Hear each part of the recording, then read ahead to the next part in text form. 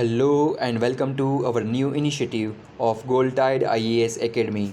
So without wasting any time, let's get started. But before that, you can also post video after every such question and you can also post your score below in comment box.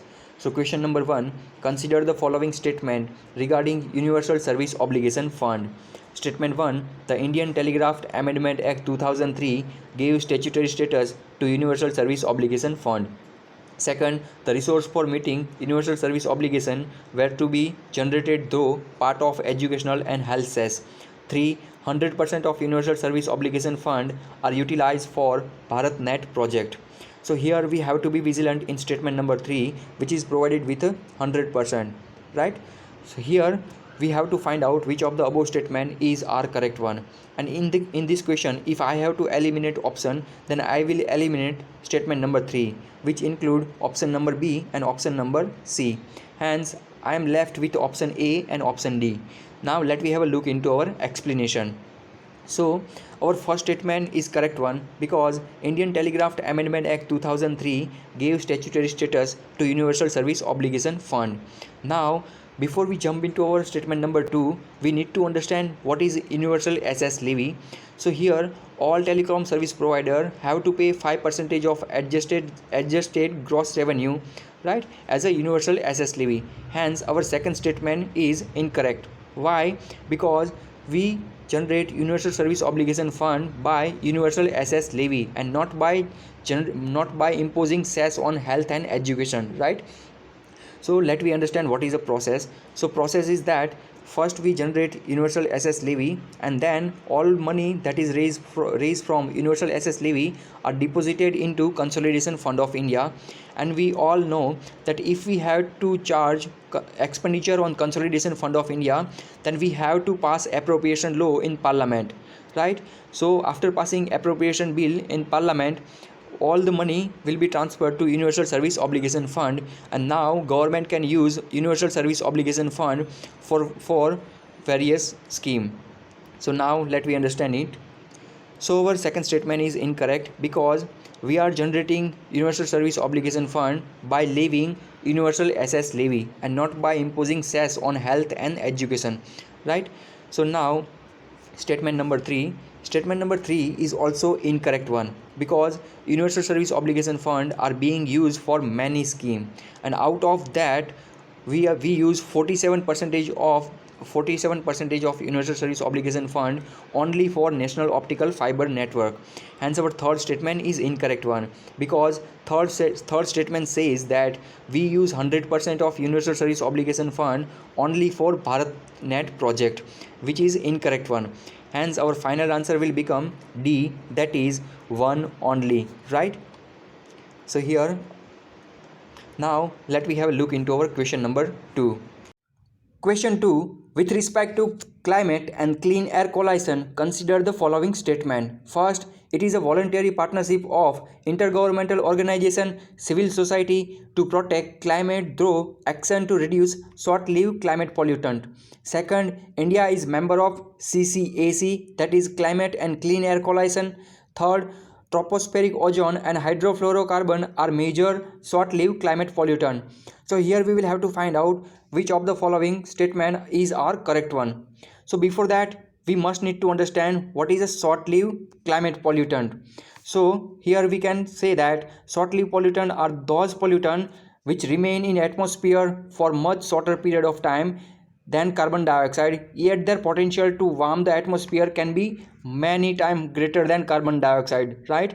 And few examples are black carbon, right, which stay for few days, methane which stay for 12 year, tropospheric ozone which stay for week, and hydrofluorocarbon which stay for 50 year or more, right? So now let me have a look into our explanation. So here our first statement is correct one. Why? Because the Climate and Clean Air Coalition is a voluntary partnership of government, intergovernmental organization, business and scientific institution and civil society, right? Second statement is also correct, because India is part of it. Third statement is also correct, because as I told you that short-lived climate pollutant include black carbon, methane, tropospheric ozone and hydrofluorocarbon. Hence our final answer will become D, that is all of the above statements are correct one. Now let me have a look into question number 3. So question number 3, consider the following statement. The question is based on map. On one side we have been given with a region, and on a second side we have been given with a location. We have to check whether the pair are correctly matched or not. So first, Gulf of Oman, that is located between Persian Gulf and Strait of Hormuz. Second, Taiwan Strait, that separate Iceland of Taiwan from Philippines. Third, Iraq, which form border with the Persian Gulf. So here we will have to find out which of the above code or which of the above pair are correct one. So let me study map first.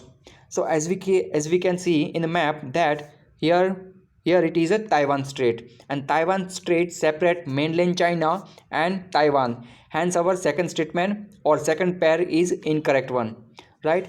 Now moving ahead, as we can see our Gulf of Oman is located between Strait of Hormuz and Arabian Sea, right? And not between Persian Gulf and Strait of Hormuz. Hence that is also incorrect. And we can also see here that Iran share its border with the Persian Gulf, right? So our final answer will be C, that is 3 only, because first and second are incorrect pair. Now let me have a look into question number 4. So question number 4, with reference to Lok Sabha, consider the following statement. First, President is authorized to dissolve Lok Sabha and Rajya Sabha at any time even before completion of 5 years. Second, the term of Lok Sabha can be extended during period of national emergency by executive order for 1 year at a time. Here we have to find out which of the above statement is our correct one. Here our first statement is incorrect one. Why? Because it is definitely true that President have authority to dissolve Lok Sabha, right, before completion of 5 years, but President does not have authority to dissolve Rajya Sabha. Why? Because Rajya Sabha is a permanent house and President cannot dissolve Rajya Sabha, right? Hence our first statement will become incorrect. Our second statement, that is also incorrect. Why? Because term of Lok Sabha can be extended during period of national emergency by law of parliament and not by executive order for 1 year at a time for any length of time. Hence our final answer will become D, that is neither 1 nor 2, right? Now let me have a look into our question number 5. So question number 5, India, if species of cat is declared protected under Schedule 1 of Wildlife Protection Act 1972, what does it imply? First, it enjoys same level of protection as Great Indian One-Horned Rhino. Second, it is impossible to prevent its extinction. Third, it is endemic to particular region of India. So here we will have to find out which of the above statement is our correct one. So here question 5 does not demand your knowledge on cat. It demands your knowledge on various schedule of Wildlife Protection Act 1972 and Great Indian One-Horned Rhino.